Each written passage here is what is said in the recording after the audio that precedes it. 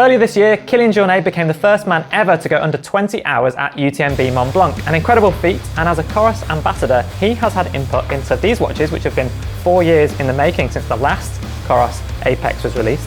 That's the Coros Apex 2 and the Coros Apex 2 Pro.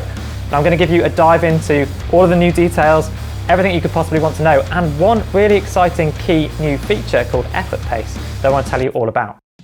I'll come on to the main technical differences soon, but first off, I suppose aesthetics. The Apex 2 Pro is a bigger watch, and along with that comes bigger battery life, which we'll talk about a little bit later.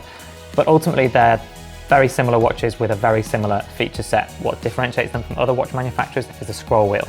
So rather than having different buttons to navigate the different menus, you have the scroll wheel on the side of the watch, which you scroll to cycle through the different menus, and then you press it in to select the menu item that you're on. The scrolling wheel is something that takes a little bit getting used to. Lots of dedicated Coros fans really love it. It is very different, a different way of navigating.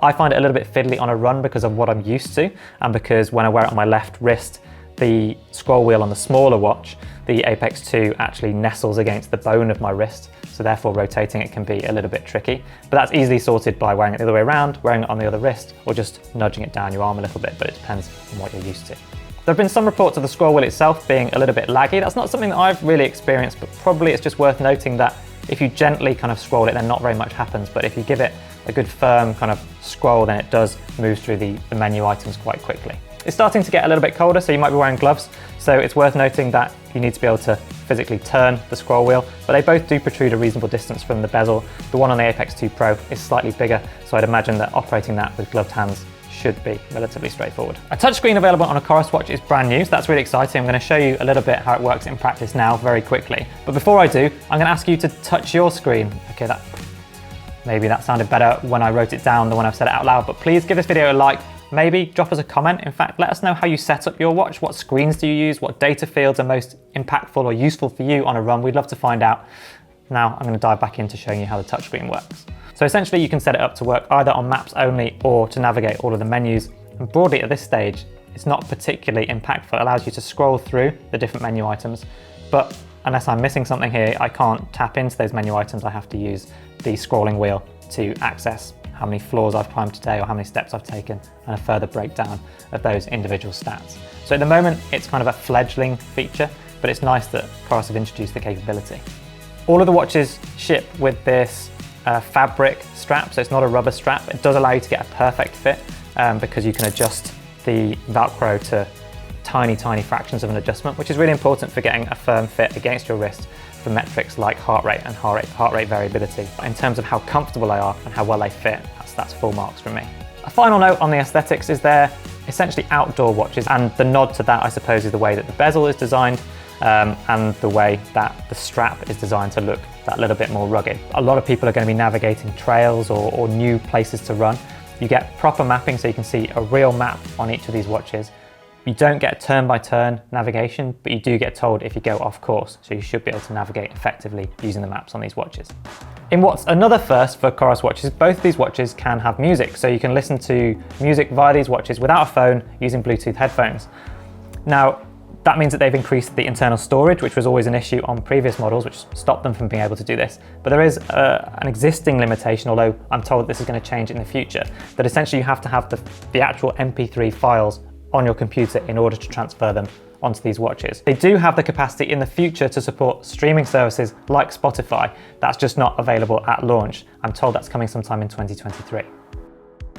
So what are the key differences between the two watches? Well, starting with how they look and physically how they feel, the Apex 2 Pro is heavier and larger, but that means that it comes with a larger screen. You get 0.1 of an inch more 1.3 inch screen versus a 1.2 inch screen. You also get dramatically improved battery life, so 75 hours of battery life in GPS mode versus 45, and similarly 30 days versus 17 days from a day-to-day perspective. There's 4 times as much storage on the Apex 2 Pro with 32 gigabytes versus 8 gigabytes on the Apex 2. So that's going to affect things like music and ultimately how many maps that you can have stored on here. And then talking about maps, the Apex 2 Pro has the maps preloaded, whereas the Apex 2 you have to choose to manually download them from your computer. Again, probably to save that storage. They broadly have the same list of activities that you can do. There is an additional activity listed in the Apex 2 Pro, which is essentially multi-pitch climbing activities. So if that's something that you're interested in, again, not my speciality, but something to bear in mind. Other than that, they're very similar in terms of their activity profiles. And then ultimately, one of the major differences between these two, if you're looking for the most accurate watch possible in terms of the GPS activities it's going to record, is the introduction in the larger watch here of multi-band or dual frequency GNSS support. So that means using multiple satellites at the same time to avoid any kind of interference from tall buildings and so on. The Apex 2 Pro comes in at £499 and the Apex 2 comes in at £419. Now, one of the things that I'm most excited about, and yes, I said earlier on I'm a little bit of a geek about these things, it's something called effort pace. So this is something that Kilian Jornet, as arguably the greatest ultra trail runner of all time, has contributed directly to how this is implemented on the watch. Now what it is, it's a renaming of what Coros previously called adjusted pace, but it's also an evolution of power on your wrist. Coros again was one of the first manufacturers to put power on your wrist, and if you do combine these watches with the Coros Run Pod, the Pod 2 has also just been launched, then you should get accurate measures of various different dynamics and movements and power and so on displayed on your wrist. But ultimately, effort pace is an evolution of that, and it's something that Coros are really excited about. Essentially, it's a way of measuring consistent effort without looking at your specific pace. Obviously, if you go up and down a hill, or if it gets hotter or colder, then your pace is going to change because of the terrain that you're running on and so on. Effort pace makes an attempt at taking that into account and essentially allowing you to run at what you consider a consistent effort across really varied terrain. Essentially, the EvoLab system will take a look at your historical performance in different conditions and use that data to inform the way it calculates your effort pace. You can also use Coros Training Hub to allow coaches to set workouts by effort pace and ultimately know exactly how hard runners are going to be working. But actually, it does way more than that. Base fitness and load impact, training effect, training load, fatigue over time, which I think is interesting because none of us want to go into overtraining and doing too much. And ultimately there's loads of extra data in there so you could dive into a deep dive if stats are your thing. But then how do these watches compare to other watches that are on the market right now? They're pitched squarely at the high-end Garmin watches, so the 955, which retails at £499, the Phoenix, which is more expensive, the Phoenix 7, at closer to £600, and then the older 745, which will be soon replaced by the 755. Now, Coros has always undercut Garmin fairly heavily in terms of their pricing.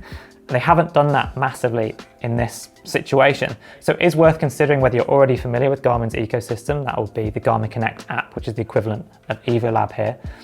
How you like the aesthetic of the watches, and then whether or not you like the scroll wheel. So definitely there are split camps of my friends, the people who love it. They find it really useful navigating the menus that way, versus those that really can't get on with it because it's just not their cup of tea. The mapping features do lag a little bit behind some of Garmin's stuff, so not having turn-by-turn navigation. And then the fact that Spotify and other streaming services will be available in the future is great, but they're not available right now. So essentially you're going to look to weigh up the price, the aesthetic, and the features and work out which one's right for you. If you've got the Apex 2 Pro as an option, should you even bother with the Apex 2? There's not a massive difference in price. It's £80 extra for this watch. And ultimately, I don't think you should. I think if your wrist can take the slightly bigger, slightly heavier watch, then having 30 days between charges if you're just using it as a regular smartwatch, or 75 hours of battery life using GPS updating every second, then probably that price differential is worth it. But I appreciate that times are tight right now, so £80 could be a significant difference. But if you're investing that amount of money, then it might be worth future-proofing yourself by getting the one with the longer battery life. Let us know if I haven't answered any of your key questions that you might have about these watches or other products out there right now. We'd love to hear from you. We'll see you next time on the Running Channel.